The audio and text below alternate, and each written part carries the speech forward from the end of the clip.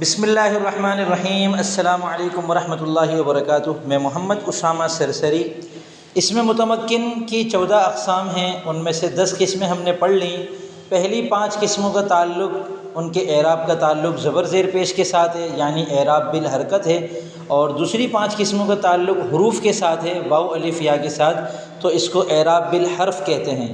اور ان دونوں قسموں کا تعلق لفظوں کے ساتھ ہے، یعنی ان کا اعراب لفظوں میں نظر آ رہا ہوتا ہے، تو اس کو اعراب لفظی کہتے ہیں۔ اب جو 4 قسمیں ہم پڑھیں گے یہ اعراب تقدیری ہے، یعنی ان کے اندر جو ضمہ فتحہ کسرہ کے اعتبار سے تبدیلی آتی ہے وہ نظر نہیں آتی لفظوں میں، تو ہم اس کو فرض کر لیتے ہیں کہ یہاں پر پیش ہے، یہاں پر زبر ہے، یہاں پر زیر ہے، تو اس وجہ سے اس کو اعراب تقدیری کہتے ہیں۔ تو کتاب دیکھتے ہیں۔ اسم مقصور 11ویں قسم ہے، اسم مقصور منصرف۔ وہ اسم متمکن ہے جس کے آخر میں الف مقصورہ ہو اور منصرف ہو، جیسے العصا۔ اب آپ کہیں گے غیر منصرف تو ہمیں سمجھ میں آیا نہیں تھا، تو یہاں پھر منصرف کی پخ لگا دی ہے، تو آپ اس کو ابھی بھی نظر انداز کر دیں۔ اور یہاں تو میں کہوں گا کہ یہ منصرف کی قید بلا وجہ ہی لگی ہے، اس کی ضرورت بھی نہیں ہے۔ اگر اس کا نام صرف اسم مقصور ہو تب بھی چل جائے گا، یعنی جس لفظ کے آخر میں الف ہے وہ اسم مقصور ہے۔ اس کی آسان سی نشانی ہے، جیسے موسیٰ، حبلہ، بشرا، کبرا، عصا، مجتبیٰ، مصطفیٰ، مرتضیٰ، یہ سب اسم مقصور ہیں۔ فائدہ: بعض اوقات تعلیل کی وجہ سے اسم مقصور کا الف حذف ہو جاتا ہے، جیسے عصن، لیکن تعلیل کے بعد بھی وہ اسم مقصور کہلاتا ہے اور اس کا اعراب اسم مقصور والا ہوتا ہے، یعنی الف لام لگاتے ہیں تو العصا ہوتا ہے، جب الف لام ہٹتا ہے تو یہ ہوتا ہے عصن۔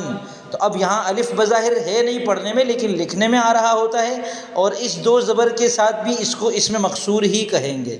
تو یہ 11ویں قسم تھی۔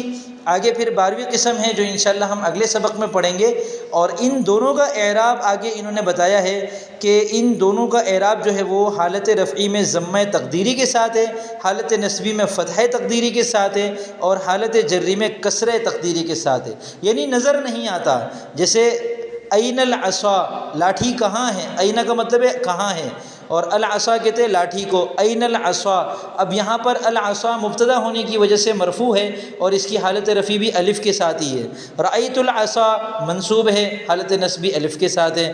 نظرت الی العصا مجرور ہے، حالت جری الف کے ساتھ ہے، یعنی ان کی حالت رفعی نصبی جری تینوں ایک جیسی ہوتی ہے، تو ہم یہ کہتے ہیں کہ یہاں پر فرض کر لیتے ہیں کہ مرفوع ہونے کی صورت میں ضمہ ہے، نظر نہیں آ رہا، لفظی نہیں ہے، تقدیری ہے۔ منصوب ہونے کی حالت میں زبر ہے، نظر نہیں آ رہا، تقدیری ہے۔ مجرور ہونے کی حالت میں زیر ہے، نظر نہیں آ رہی، تقدیری ہے۔